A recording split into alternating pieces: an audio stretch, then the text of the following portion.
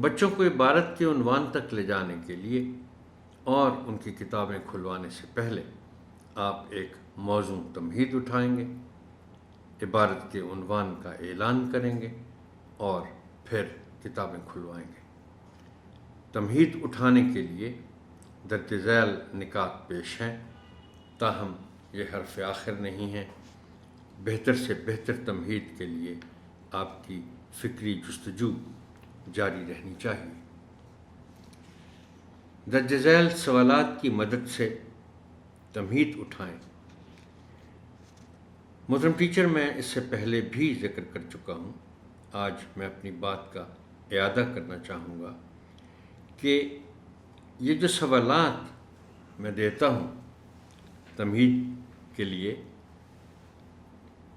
ان کو جب آپ بچوں سے پوچھیں گے تو پھر یہ صرف سوال اور جواب نہیں رہیں گے، بلکہ آپ نے ان سوالات کی مدد سے گفتگو کا آغاز کرنا ہے اور اپنی گفتگو کو آگے بڑھانا ہے، جب تک کہ آپ یہ محسوس نہ کریں کہ اب میں عنوان تک بچوں کو لے جا سکتا ہوں یا لے جا سکتی ہوں۔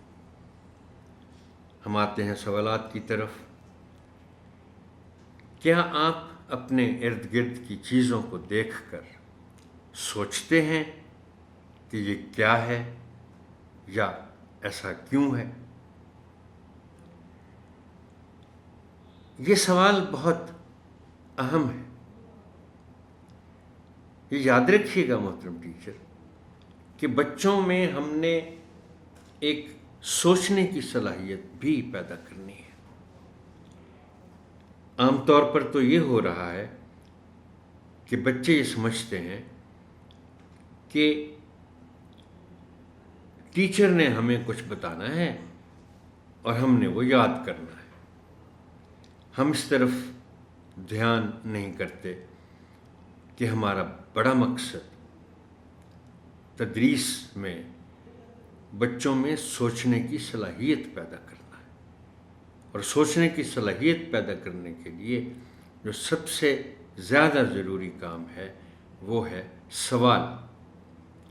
ہم نے سوال کرنا ہے اور بچوں کو سوچنے کا موقع دینا ہے۔ کیا آپ ان چیزوں پر غور کرتے ہیں جو آپ کھا رہے ہوتے ہیں؟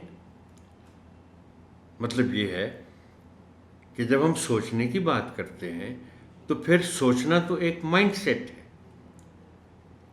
بچہ کھا رہا ہوگا تب بھی سوچے گا، پی رہا ہوگا تب بھی سوچے گا، وہ باہر پھر رہا ہوگا تو تب بھی سوچے گا۔ سوچنا تو ہر وقت جاری رہتا ہے۔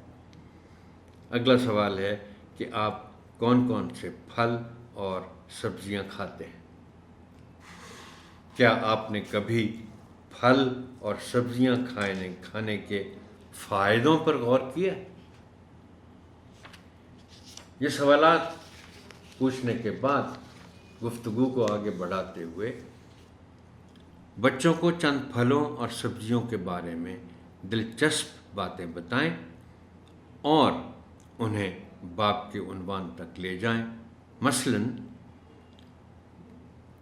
ٹماٹر پھل بھی ہے اور سبزی بھی، یہ دلچسپ بات ہے۔